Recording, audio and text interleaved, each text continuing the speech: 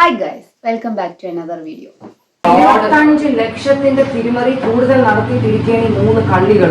രാജു എന്താണ് ചെയ്തത്?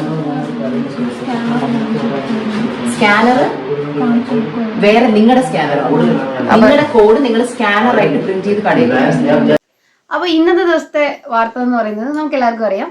കഴിഞ്ഞ 2-3 ദിവസമായിട്ട് സോഷ്യൽ മീഡിയയിൽ ഏറ്റവും കൂടുതൽ ചർച്ച ചെയ്തുകൊണ്ടിരിക്കുന്നത് ദിയ കൃഷ്ണ എന്ന നമുക്ക് മലയാളികൾക്ക് പരിചയപ്പെടുത്തേണ്ടാത്ത സോഷ്യൽ മീഡിയ ഇൻഫ്ലുവൻസറിന്റെ ബിസിനസ്സുമായിട്ട് ബന്ധപ്പെട്ട പ്രശ്നങ്ങളെ കുറിച്ചാണ്.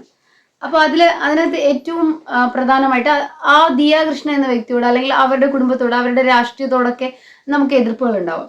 പക്ഷേ ഇന്ന് നമ്മൾ ഇതുവരെ സോഷ്യൽ മീഡിയ, അതുകൊണ്ടാണ് ആദ്യമൊന്നും ഞാൻ ഇതിനെക്കുറിച്ചുള്ള പ്രതികരണ വീഡിയോകൾ ചെയ്യാതിരുന്നത്. അപ്പോൾ ഇതുവരെയുള്ള കാര്യങ്ങൾ സോഷ്യൽ മീഡിയയിൽ വന്നതാവട്ടെ അല്ലെങ്കിൽ മറ്റുള്ള ചർച്ചകളാവട്ടെ, അപ്പോൾ ഇതുവരെയുള്ള കാര്യങ്ങൾ വെച്ച് വിലയിരുത്തുമ്പോൾ എന്തോ ദിയയുടെ ഭാഗത്താണ് ന്യായമെന്നാണ് എനിക്ക് തോന്നിയത്. അതിനെ സാധൂകരിക്കുന്ന കുറച്ച് പോയിന്റ്സ് ഞാൻ പറയാം. ഈ സംഭവം നടന്നതിന് ശേഷം ദിയ കൃഷ്ണയും ഫാമിലി അവരെ ചോദ്യം ചെയ്യുന്നു. ആ വീഡിയോസ് അവരുടെ കയ്യിലുണ്ട്. ഇവരെ ഫോർജറിയാണ് ചെയ്തതിന്റെ എല്ലാ തെളിവുകളും കയ്യിലുണ്ടായിരിക്കുമ്പോൾ തന്നെ വളരെ മാന്യമായിട്ട് ഇത്രയും സോഷ്യൽ മീഡിയ ഹാൻഡിലുകൾ നമുക്കറിയാം. നടൻ കൃഷ്ണകുമാർ, അദ്ദേഹത്തിന്റെ വൈഫ്, അദ്ദേഹത്തിന്റെ 4 മക്കൾ, അവർ ഇത്രയും സോഷ്യൽ മീഡിയ കവറേജ് ഉള്ള ഒരു ഫാമിലിയാണ്. അപ്പോൾ അവരുടെ ഒരു സോഷ്യൽ മീഡിയ ഹാൻഡിലുകളിൽ നിന്നും അവരുടെ ഫോട്ടോ പുറത്തു വരികയോ ഇത്ര ന്യൂസുകൾ, ആകെ വന്നൊരു ന്യൂസ് എന്ന് പറയുന്നത് ഈ സംഭവം നടക്കുന്ന ദിവസം നമ്മുടെ OC ദിയ കൃഷ്ണ ഒരു സ്റ്റോറി ഇടുകയാണ് അവരുടെ ഇൻസ്റ്റഗ്രാം ഇതിനകത്ത്. ഇതുപോലെ എനിക്കൊരു പ്രോബ്ലം പറ്റിയിട്ടുണ്ട്, അപ്പോൾ ഇതുമായിട്ട് ബന്ധപ്പെട്ട് നിങ്ങൾ ആരെങ്കിലും ഇങ്ങനെ പർച്ചേസ് ചെയ്തിട്ടുണ്ടെങ്കിൽ അല്ലെങ്കിൽ ആ എക്സ്പീരിയൻസ് ഷെയർ ചെയ്യണമെന്ന് പറഞ്ഞു. അപ്പോൾ അവർ തന്നെ പറയുന്നു ധാരാളം ആൾക്കാർ അവർക്ക് ഇതിന് റെസ്പോണ്ട് ചെയ്തു എന്ന് പറഞ്ഞു. അതിനുശേഷം ഇവർ മ്യൂസിയം പോലീസിൽ ഒരു കേസ് കൊടുക്കുന്നതിനെ തുടർന്ന് അതിനൊരു കൗണ്ടർ കേസ്, അതായത് നമ്മുടെ പേരിൽ ഇപ്പോൾ ഒരു കേസ് കൊടുത്താൽ അതിന് നമ്മൾ പിന്നെ ഈ കേസ് കൊടുക്കുമ്പോൾ അതിനുള്ള കൗണ്ടർ കേസ് എന്നാണല്ലോ പറയാം. അപ്പോൾ കൗണ്ടർ കേസ് കഴിഞ്ഞിട്ട് ഈ 3 പെൺകുട്ടികളും മാധ്യമങ്ങൾക്ക് മുന്നിൽ അവർ നേരിട്ടാണ് മുഖം കാണിച്ചത്. ഇവരൊരിടത്തും അവരെ അപമാനിക്കുന്നതായി കണ്ടില്ല. അതായത് ഈ കേസ് വരുന്നതിന് മുൻപ് ഒരിടത്തും അവരെ അപമാനിക്കുകയോ അല്ലെങ്കിൽ അവരുടെ ചിത്രങ്ങൾ പുറത്തുവിടുകയോ ഒന്നും ചെയ്തില്ല. അപ്പൊ ഇതിന് ശേഷം ഈ പ്രശ്നങ്ങൾ മുന്നോട്ട് പോവുകയാണ്. അപ്പൊ എല്ലായിടത്തും ദിയ കൃഷ്ണ വളരെ കോൺഫിഡന്റ് ആയി തന്നെയാണ് സംസാരിക്കുന്നത്. അവരിപ്പോ നമുക്കറിയാം അവര് പ്രഗ്നന്റ് ആണ്. അപ്പൊ ബിസിനസ്സിൽ വളരെയധികം കോൺസെൻട്രേറ്റ് ചെയ്യാൻ പറ്റാത്തൊരവസ്ഥയിലാണ് ഉള്ളതെന്ന് പറയുന്നു. ഹോസ്പിറ്റലൈസ്ഡ് ആയിരുന്നു സംടൈംസ്. അപ്പൊ ഈ 3 പേരെ അവർ ഭയങ്കര ട്രസ്റ്റ് ആയിട്ട് വിശ്വസിക്കുകയും അനിയത്തിമാരെ പോലെ നമ്മൾ അവരുടെ ബ്ലോഗ്സ് ഒക്കെ കണ്ടു കഴിഞ്ഞാൽ മിക്കവാറും എല്ലായിടത്തും നമുക്ക് ഇവരെ കാണാൻ പറ്റുന്നുണ്ട്. അപ്പൊ അതിനുശേഷം ഇവരുടെ ബിസിനസ്സിൽ നിന്നും ഈ 3 പേരുടെയും QR കോഡ് ഉപയോഗിച്ച് അവരുടെ ബാങ്കിലേക്ക് പണം തട്ടിയെന്നാണ് അറിയാൻ കഴിയുന്നത്. അപ്പോൾ തന്നെ ഇവർ പറയുന്നുണ്ട് അത് ദിയ കൃഷ്ണ പറഞ്ഞിട്ടാണ് അങ്ങനെ ചെയ്തത് എന്ന് പറയുന്നു. അങ്ങനെയാണെങ്കിൽ അവരതിനോട് ബന്ധപ്പെട്ട തെളിവുകളൊന്നും നിരത്തിയിട്ടില്ല. അതോടൊപ്പം തന്നെ നമ്മൾ ഇപ്പോൾ സോഷ്യൽ മീഡിയയിൽ വന്ന എല്ലാ വോയിസിലും അവര് സമ്മതിക്കുന്നുണ്ട്, ഞങ്ങൾ പൈസ എടുത്തു അല്ലെങ്കിൽ ഞങ്ങൾ ഷെയർ ചെയ്താണ് എടുത്തതെന്ന് അവരെല്ലായിടത്തും സമ്മതിക്കുന്നുണ്ട്. അപ്പോൾ അവരത് ഭീഷണിപ്പെടുത്തിയാണ് ചെയ്യിച്ചതെന്നാണ് ഒരു വിഭാഗം പറയുന്നത്. അങ്ങനെയാണെങ്കിൽ അവരെ ഈ ഭീഷണിപ്പെടുത്തി ചെയ്യിക്കുമ്പോൾ ഈ ഇവരുടെ അക്കൗണ്ടിലേക്ക് പോയ പൈസയെ കുറിച്ചുള്ള കാര്യങ്ങളൊക്കെ ഉണ്ടല്ലോ. അപ്പൊ അതോടൊപ്പം തന്നെ ഇപ്പോൾ ദിയ കൃഷ്ണ അവരുടെ ടാക്സ് വെട്ടിക്കാൻ വേണ്ടി ഇവരെ കൊണ്ട് അങ്ങനെ ചെയ്യിച്ചതാണെങ്കിൽ അതുമായിട്ട് ബന്ധപ്പെട്ട ചാറ്റോ കാര്യങ്ങളോ അല്ലെങ്കിൽ ഏതെങ്കിലും ATM നിന്നായിരിക്കുമല്ലോ പൈസ എടുത്തിട്ടുണ്ടാവുക. അല്ലെങ്കിൽ മീൻസ് എല്ലാ ദിവസവും വൈകുന്നേരമൊക്കെ ഈ ക്യാഷ് ഏതെങ്കിലും വഴിക്ക് ഹാൻഡ് ഓവർ ചെയ്യണമല്ലോ. ഇങ്ങനെയുള്ള പ്രശ്നങ്ങളൊക്കെ ഉണ്ടല്ലോ. അപ്പൊ ഇങ്ങനെ 2 തട്ടിൽ നിൽക്കുന്ന സമയത്താണ് ഇവര് ജാതി കാർഡ് ഇറക്കുന്നതെന്നാണ് ഞാൻ മനസ്സിലാക്കുന്നത്. അതായത് ഇവരുടെ ജാതിയെ കുറിച്ച് ചോദിക്കുന്നു, ഇവരെ ഏത് മീൻ വിൽക്കുന്ന ആൾക്ക് അങ്ങനെ ചോദിച്ചു എന്നൊക്കെ പറഞ്ഞ് അവർ തന്നെയാണ് ഇന്റർവ്യൂവിൽ കാണിക്കുന്നത്. അപ്പൊ അതിനെക്കുറിച്ച് ഞാൻ വിശദീകരിച്ച് പറയുന്നില്ല. അവർ ജാതിക്കാരുടെ ഇറക്കുന്നു. അപ്പൊ അതും തേഞ്ഞു പോകുന്നതാണ് നമുക്ക് കാണാൻ പറ്റുന്നത്.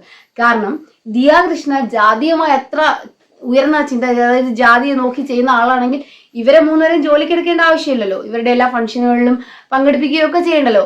ഞാൻ മനസ്സിലാക്കുന്നത് നമ്മളിപ്പോൾ ആരായാലും ഇതിനെ ഓപ്പോസ് ചെയ്യുന്നവരുണ്ടാവും. പക്ഷെ നമ്മളൊരു ബിസിനസ് ചെയ്യുമ്പോൾ അറിയാം ഈ ഒരു ചെറിയൊരു സംരംഭത്തിൽ തുടങ്ങി അവരെ വളരെ കഷ്ടപ്പെട്ട് അതിന് വേണ്ടിയിട്ട് ഒരുപാട് ടൈം സ്പെൻഡ് ചെയ്ത് തന്നെയായിരിക്കും ഇതുവരെ എത്തിയിട്ടുണ്ടാവുക.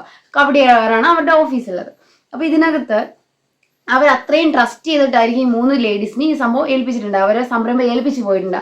അപ്പൊ അവർക്ക് പോയി 63 ലക്ഷത്തിലധികം രൂപ പോയി എന്നാണ് പറയുന്നത്.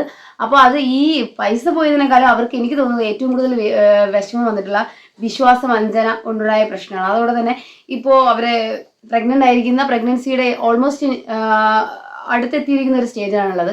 അപ്പോൾ മെന്റൽ സ്ട്രെസ് ഭയങ്കരമായിരിക്കും. ഇങ്ങനെയൊക്കെയാണ് കാര്യങ്ങൾ. ഇതിനകത്ത് ഇതുവരെയുള്ള കാര്യങ്ങൾ വെച്ച് നോക്കുമ്പോൾ സത്യം ദിയ കൃഷ്ണയുടെ ഭാഗത്തു നിന്നാണ് എനിക്ക് തോന്നുന്നത്. അങ്ങനെ തന്നെയാണ് ഓൾമോസ്റ്റ് ഇപ്പോൾ 2-3 ദിവസമായിട്ട് സോഷ്യൽ മീഡിയയിൽ നമുക്ക് തെളിവുകൾ അല്ലെങ്കിൽ ആ തെളിവുകൾ സംസാരിക്കും. എൻ്റെ ചേട്ടൻ എന്തിനാണ് നിനക്ക് ഇത്രയും ക്യാഷൊക്കെ അയച്ചു തരുന്നത്? എൻ്റെ ചേട്ടൻ അബ്രോഡാണ്. ഒരു മന്ത്ലി ചിലപ്പോൾ 1 lakh, അല്ലെങ്കിൽ കിട്ടുന്ന പോലെ ചേട്ടൻ എങ്ങനെ കിട്ടുമോ, ചിലപ്പം 1.5 ലക്ഷം അല്ലെങ്കിൽ 2 ലക്ഷം അങ്ങനെയൊക്കെ എനിക്ക് അയച്ചു തരാനുണ്ട്. കൂടുതൽ ഈ ഒരു വീഡിയോ ഇല്ലേ, ഇത് ഭയങ്കര കോമഡി ആയിട്ട് തോന്നുന്നു കേട്ടോ. കാരണം നമ്മുടെ ഗൾഫിലുള്ള ഏട്ടൻ എത്ര രൂപയാണ് അയക്കുന്നതെന്ന് ഇവർക്ക് അറിയില്ല. ചില മാസം 1 ലക്ഷം, ചില മാസം 1.5, ചില മാസം 2 ലക്ഷം, അങ്ങനെ അവർക്ക് തന്നെ ഉറപ്പില്ല. അങ്ങനെ ഈ 3 ലേഡീസിന്റെ അഭിമുഖങ്ങളെല്ലാം എടുത്തു നോക്കിയാൽ നമുക്ക് കുറെ കോൺട്രവേഴ്സീസ്, കുറെ എന്തൊക്കെയോ കുത്തിത്തിരിക്ക് കുറെ പ്രശ്നങ്ങൾ ഉണ്ടാക്കാൻ ശ്രമിക്കുന്ന പോലെ തോന്നിയിട്ടുണ്ട്. അപ്പൊ ഓക്കെ, എന്തായാലും സത്യം പുറത്തു വരട്ടെ. നമ്മൾ ഒരു ബിസിനസ് നമ്മൾ ഒരാൾ അല്ലെങ്കിൽ ഒരു കൂട്ടം ആൾക്കാരെ ഏൽപ്പിക്കുന്നത് അത് അവർക്ക് നമ്മളോടുള്ള വിശ്വാസം. അപ്പൊ അതൊരു ട്രസ്റ്റിന്റെ കാര്യം കൂടിയാണ്. ചില മാലകളൊക്കെ കാണുമ്പോഴല്ല ഇത് ഏതെങ്കിലും കാട്ടുജാതിയൊക്കെ ഇട്ടോളും അങ്ങനെ പറയും. ഞാനൊരു SC വിഭാഗത്തിൽപ്പെട്ട കുട്ടിയാണ്. എനിക്കത് പലപ്പോഴും ഞങ്ങളുടെ എനിക്കത് വിഷമാവുന്നു, ഇത് വിഷമാവുന്നു. അതുപോലെ തന്നെ ഞങ്ങളെ കാറ് കയറ്റുകൊണ്ട് നീ മുക്കുവത്തിയാണോ, അവൻ മുക്കുവനാണോ? ഇപ്പം ഞാൻ പറഞ്ഞു ഞാൻ ഹിന്ദു ആണെന്ന് പറഞ്ഞു. ഏത് ഹിന്ദു? എന്തോ ഒരു വാക്ക് പറഞ്ഞു, വാണാനോ, എനിക്കത് മനസ്സിലായില്ല. അങ്ങനെ ചോദിച്ചു. അത് ഞാൻ ആദ്യമായിട്ട് കേൾക്കുക. എന്തിന്റെ പേരിലാണെങ്കിലും ഒരു സ്ഥാപനം വിശ്വസിച്ച് 3 സ്ത്രീകളെ ഏൽപ്പിക്കുകയും അവര് തീർച്ചയായിട്ടും നല്ല പച്ചയ്ക്ക് നല്ല ചതി നടത്തി പണം എടുത്തിരിക്കുന്നത് ഇത്രയും നാളത്തെ തെളിവിൽ നിന്ന് നമുക്ക് മനസ്സിലാക്കാൻ പറ്റുന്നതാണ്. അതിനിടയ്ക്ക് അതിലേക്ക് ജാതിക്കാരുടെ കുത്തിത്തിരികൊണ്ട് അല്ലെങ്കിൽ മറ്റുള്ളവർക്ക് ദിയോടും കുടുംബത്തിനോടുള്ള വെടുപ്പ് കുത്തിത്തിരികൊണ്ട് അത് വേറൊരു ലെവലിലേക്ക് കൊണ്ടുപോവുകയും കള്ളം ചെയ്തവരെ അവരെ വേട്ടയാടം ഇരകളാക്കുകയൊക്കെ ചെയ്യുന്ന ഒരു പ്രത്യേക ഒരു രീതിയാണ് ഇപ്പോൾ കണ്ടുകൊണ്ടിരിക്കുന്നത്. കുറെ പേരെങ്കിലും അങ്ങനെ ചെയ്യുന്നുണ്ട്. അത് തീർച്ചയായിട്ടും തെറ്റാണ്. കാരണം നമ്മളൊരു ബിസിനസ് ചെയ്യുമ്പോൾ അതിനകത്ത് നമ്മൾ അവർ ഇത്രയും ഇൻവെസ്റ്റ് ചെയ്ത് ഇത്രയും കഷ്ടപ്പെട്ട് ഇതിന്റെ പുറകെ നടക്കുന്ന സമയത്ത് അവരുടെ കൂടെ ജോലി ചെയ്ത് 3 പേര് ചെയ്യുന്ന ആ ഒരു സംഭവം അത് മറ്റെല്ലാം മാറ്റി നിർത്തുക. അവരുടെ രാഷ്ട്രീയം മാറ്റി നിർത്താം, അവരുടെ നമുക്ക് ഒരുപാട് കാര്യങ്ങൾ ഒരുപക്ഷെ വിയോജിപ്പുണ്ടായിരിക്കാം. പക്ഷെ ഇപ്പോൾ എനിക്ക് തോന്നുന്നു ദിയാകൃഷ്ണയാണ് ശരിയെന്ന് തോന്നുന്നു. Thank you guys. മറ്റൊരു വീഡിയോ ആയി നമുക്ക് വീണ്ടും കാണാം. Thank you.